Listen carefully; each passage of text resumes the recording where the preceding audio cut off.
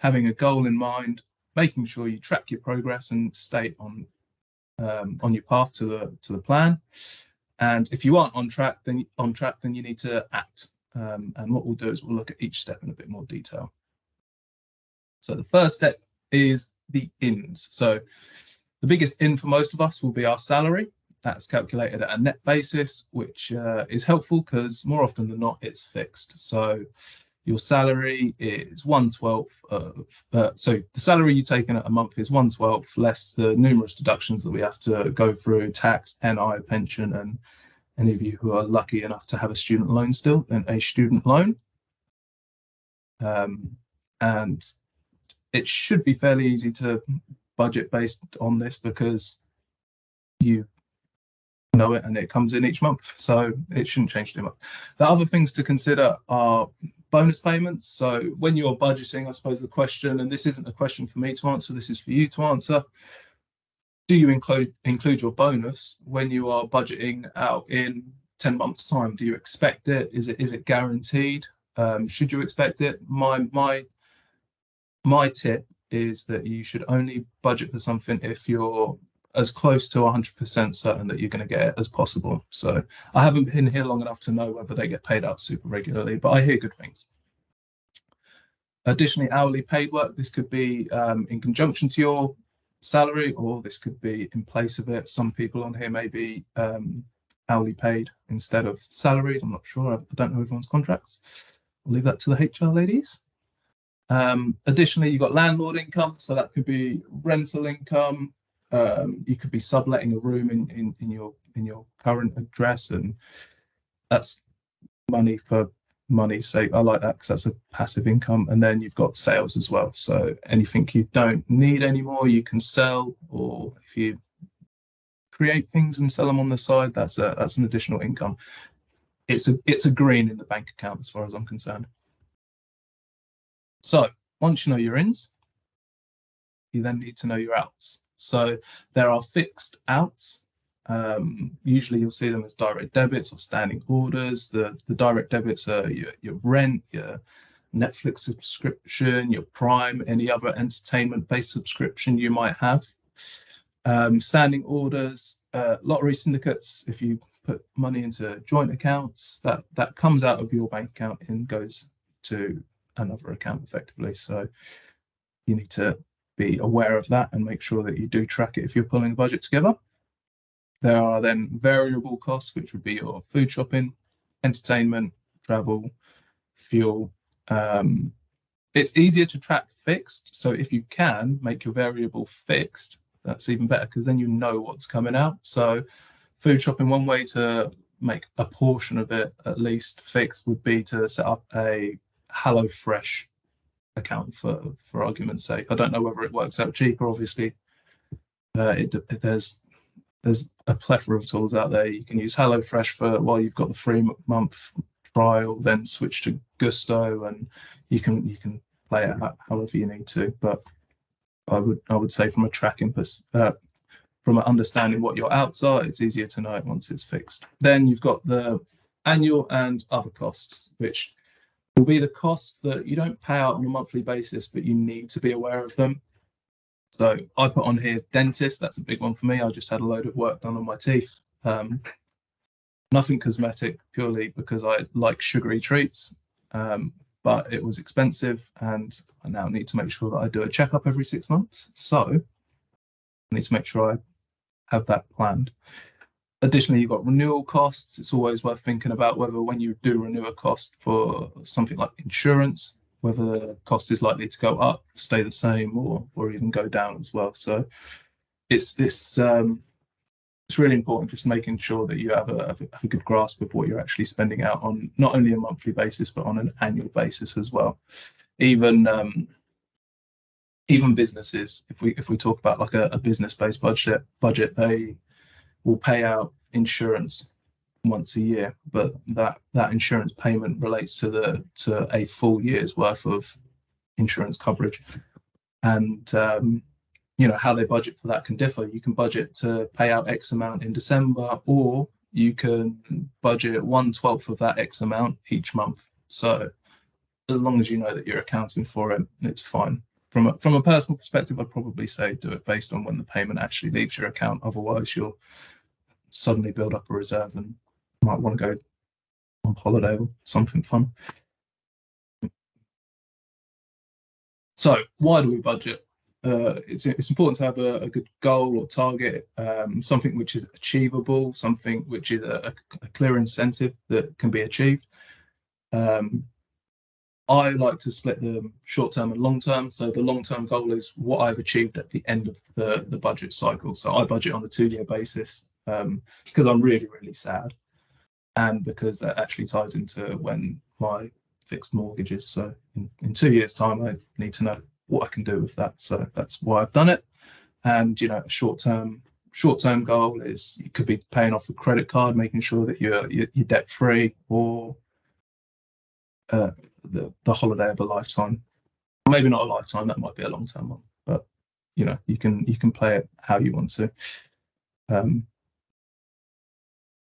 Then tracking it. So tracking it is probably the most important part. If you're not tracking it, then all the work that you're putting in is helpful, but not as helpful as it could be. So tracking against budget, I like to think of it like calorie counting, but kind of the opposite, because you want to gain more than you pay out.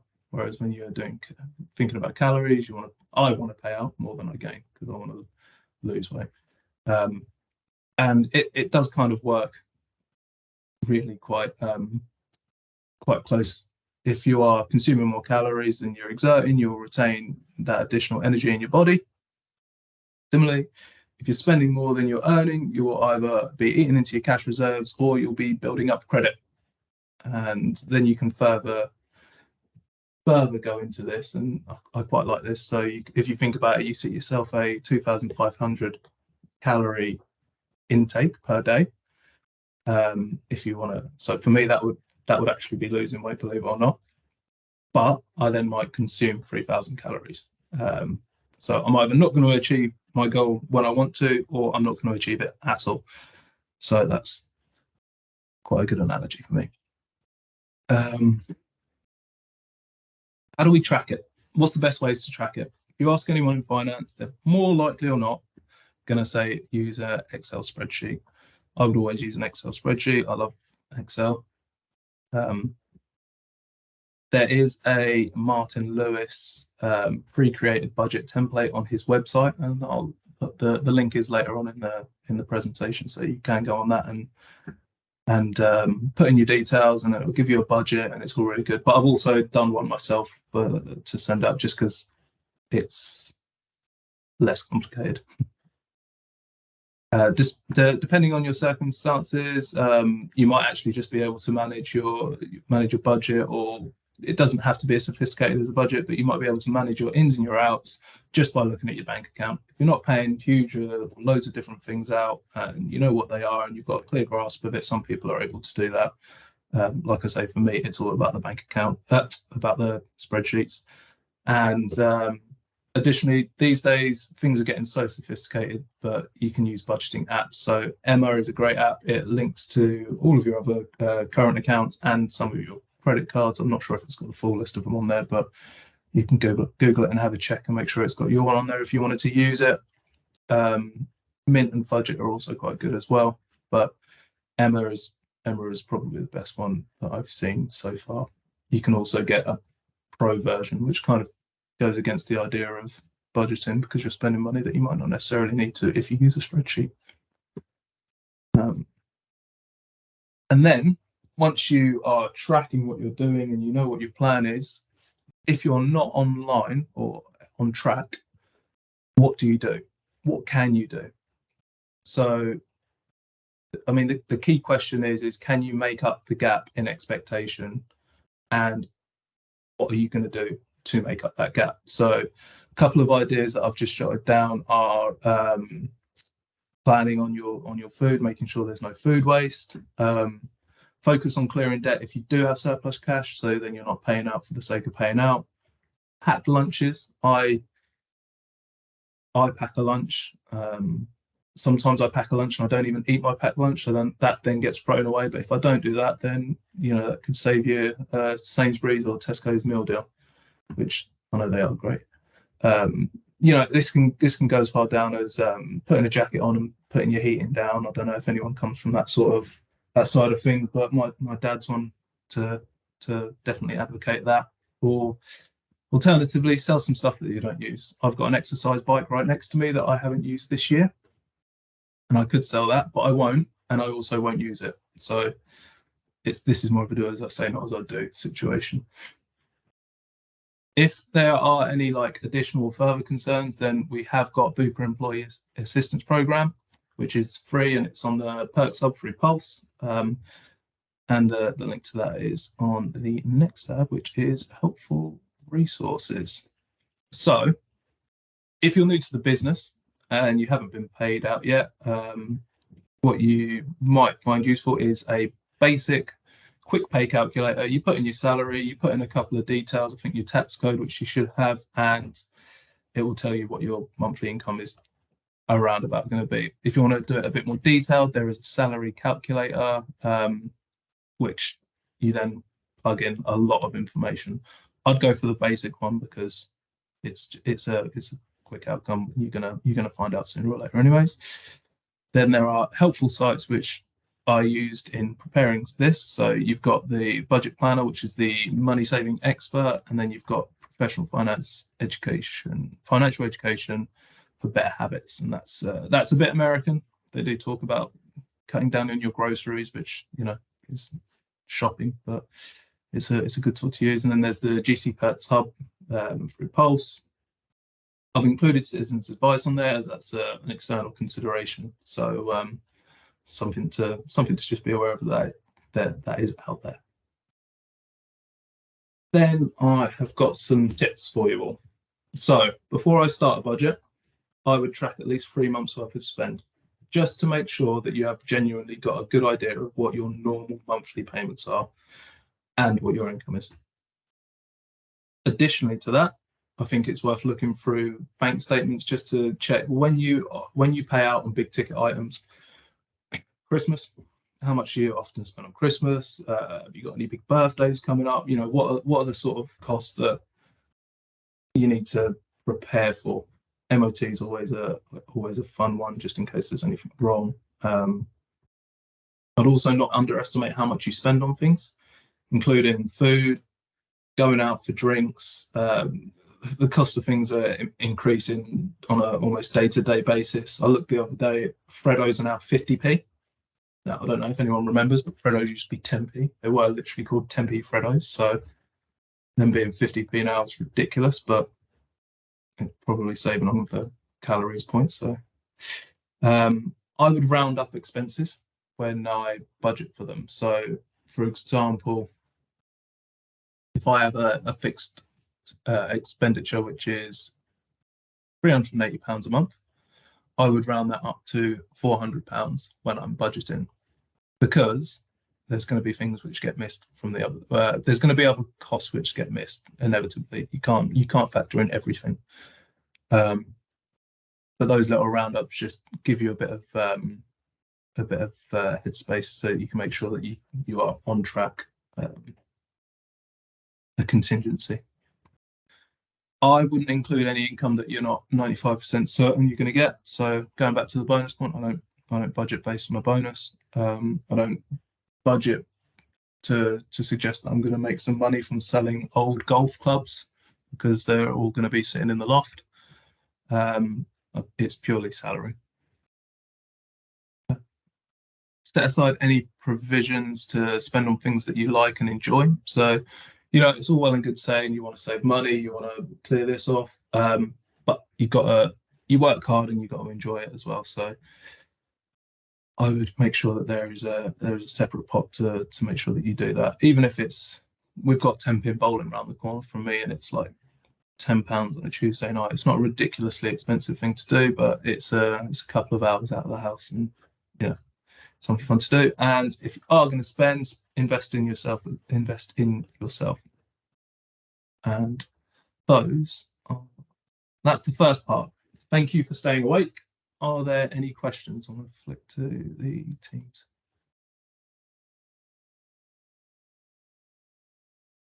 What's your budget for Warhammer?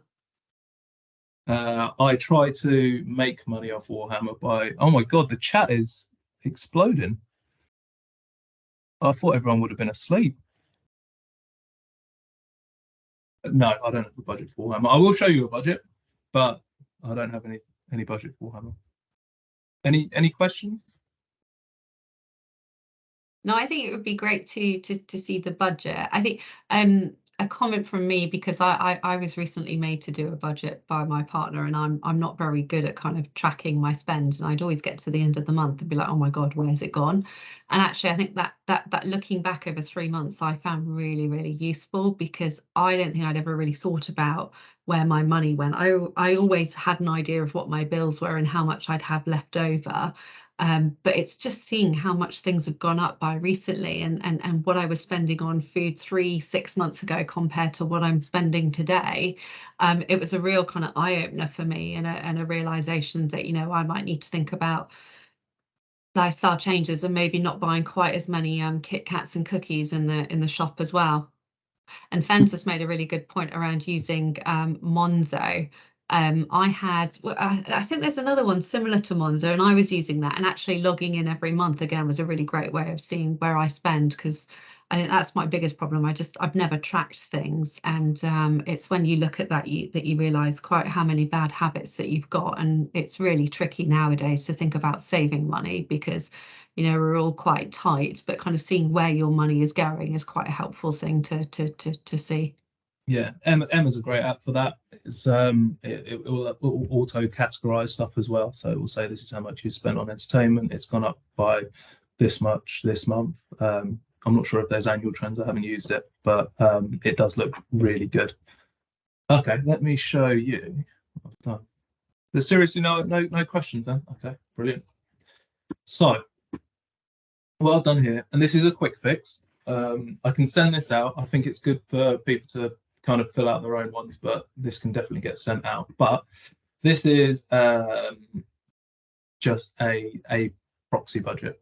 So what I've done is I've separated, there's two incomes here. So there's a salary, there is rent. So this is obviously someone who either owns a house because they have a mortgage and sublets a room, or lives with a partner. You've got your house-based expenses, there's your entertainment, and there's a plan to reduce credit, joint accounts, expenditure, normal monthly expenditure, which I think is always good to just have a kind of bulk amount so you know that what you're going to do. Set aside an amount for saving, other costs, fuel and vehicle maintenance. So what you've got under here is the current account. So this is the starting point. Once you've started your budget, you need to know what you've got in each of your accounts, almost like a balance sheet for my accounting friends. Your savings account and the credit balance. So like I said, it's important to have a goal. I would timestamp it so you know when you want to achieve what you want to achieve. I personally wouldn't want to see too much sitting in a current account. Obviously, Marco covered a lot of the reasons why that might be the case, because you can make a lot more use of your money than just have it sitting there. Again, credit balance, making sure that's a zero or as close to zero as possible. And I've put on this budget plan to make an investment of 10 grand. I won't go into what that is because I don't want to even pretend to give people investment advice right now. So it's based on a monthly actual versus budget, as I like to call it. January's gone, so we know what we've actually spent, and lo and behold, it's not a million miles out. Gas and electric's obviously going through the roof. Instead of putting aside £400 to reduce the credit card, it was reduced by 1,200, which was the balance. So at that point, it was cleared, and that was at the expense of not putting anything into the savings account, having no other monthly expenditure, and making sure other costs were as low as possible. The only other thing that went up was fuel, and we know why fuel's going up, because that's very expensive at the moment. Although it has come down a bit. I don't know if anyone's noticed, but it did seem a lot better last time I went to fill up the tank. So we had a budgeted current account for the end of Jan. We had an actual current account at the end of Jan, which was 334 better. savings account didn't go up as much as we planned, but the credit balance is clear, which means going forward, the budget, you do not need to budget £400 to clear your credit balance. However, what I have done is increase the savings amount to 750. Does that all make sense? Is that? I'm seeing nods. Oh, sorry. I have to admit I can't read whilst looking at my other screen, so I'm going to have to catch up with what. Unless you guys just shout out at me, that'll probably be easier. I'll read them out at the end, Ollie, if there's any questions. Okay, as long as I haven't missed anything. Yeah, so hopefully that all makes sense. Effectively, you've cleared your credit, so you're not paying any interest on that, and you're putting more into your savings account. What you can do on this spreadsheet is extend it out. And this is quite key, because what you could do is make sure that this goes up to the plan. So this will have to be July.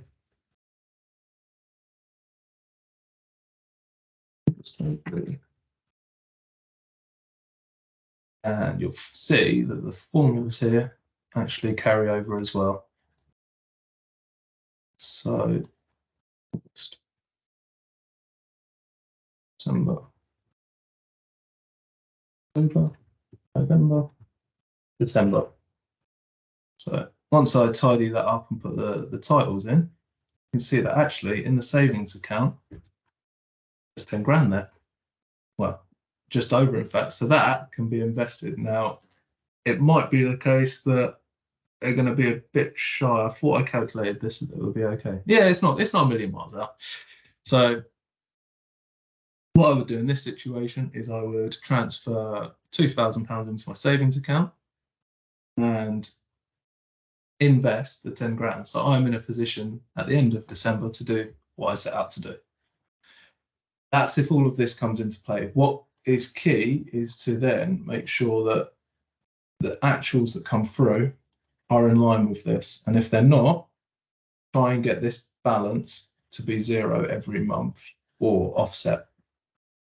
Hopefully that makes sense. I haven't done like a year-to-date calculation. It's not worth overcomplicating, but I'll definitely send this out because I think it's, you know, you get apps which do this, but do you need an app? I don't think so. Any questions? Silence. Budget experts.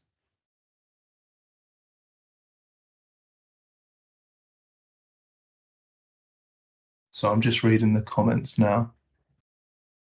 You have this spreadsheet. That's a template. Yep. I think it's all accepting that actually having a spreadsheet is really helpful. Yeah. Well, as long as someone can use that spreadsheet, then this has been a success. So we have recorded both this session and also Marco's previous session, and we'll send out the slides and the template as well with all of the links so everyone can have access to them. The overall purpose of running both of the sessions was to give people access to some hints, some tips, and some some learning, because I think, you know, for most people, we're not all the most savvy when it comes to managing money or budgeting. I know that I'm not. It's a real skill set for me that I need to develop.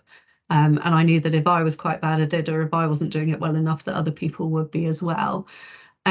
So please have a look at the slides. If there's anything that you guys think of that would be helpful for us to do in terms of financial education or budgeting or anything like that, please let us know. I also just want to take the opportunity to kind of flag up additional support that we've got across the business as well from a financial perspective. So we've obviously got our employee assistance program, which Ollie flagged. They actually have really good financial advisors who can talk you through day-to-day things such as, you know, managing budgets. They can talk you through you know, energy bills, because I think everyone's seeing those shoot up, and there is actually quite a lot of support out there, particularly for people on lower incomes that we just wouldn't really know how to access, so they can do that. They also have individuals who can advise on things like universal credit and any additional benefits or support which may be applicable to people even who are in employment. So if you have any questions there, please do reach out and use them. I've used them. We've referred them on to quite a few individuals, and they've been really helpful. And they also do things like mortgage advice as well. And if you look on the Pulse, Samantha Downing has just started putting on a monthly blog, and that's Sam's experience of using Enjoy Benefits portal and some of the useful things that they have in place. So Sam's has gone through a remortgaging process and has been using a mortgage advisor that she secured for free via the Enjoy Benefits portal. On top of that, we've obviously also just reopened the hardship fund as well. So the details for that are on the Pulse. So if anyone is generally struggling, please do look at that. And there are options for ground control to continue to support you. I know that currently it is a really, really tough environment. And, you know, the purpose of these sessions was not to say, hey, look, there's a whole load of ways for you to save some money. And if you save money, things will be okay. I know that it is a struggle, and that actually the income that we used to have that was disposable is reducing. And for many people, it's a struggle month to month. So please do not stay quiet if you are struggling. Use the sources of support that we've got. Come and speak to the HR team. Look at the hardship fund, and if there's anything that we can do for you, we will. And just try your best to stay on top of looking at all of those support options. That said, you know, financial education is definitely something that can always help all of us in all walks of life, no matter what our experience is. So, you know, certainly do take the time to kind of look at the links that Ollie and Marco have provided. I spent some time following on from Marco's session. I've given myself a little budget planner, and I am finding it quite useful. So at the very least, it's taught me exactly how much money I'm spending and where, and exactly how much Lurpak butter is costing now. And if there's anything else we can do or that you think would be useful, please let us know, and I will rope Ollie and Marco in to do some more sessions for us. Are there any comments or anything else? Liz, I've just seen that you're saying Emma has an annual fee. Are there any free apps? Budget. Budget. I didn't want to advertise Budget, as that was the one that stole my great idea. But yeah, I think Budget is free. I thought Emma had a light version and you could pay to have it upgraded, if I'm honest. But no, 7-day free trial and then £6.99 per annum thereafter. And yeah. Jane has just asked everybody, would some sessions on pensions be helpful? And I see we've got a couple of people saying yes. So absolutely, we will get those arranged. It's a very, very complicated area, and no matter what your age, I think we're all wondering whether retirement is going to be an option.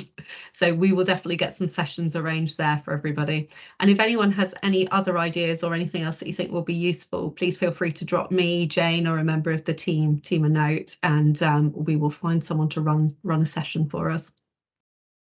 I just want to say thanks, guys. It's never fun sitting down listening to budgets and finance and maths and numbers, but I enjoy it, so I'm happy. You made it fun, Ollie.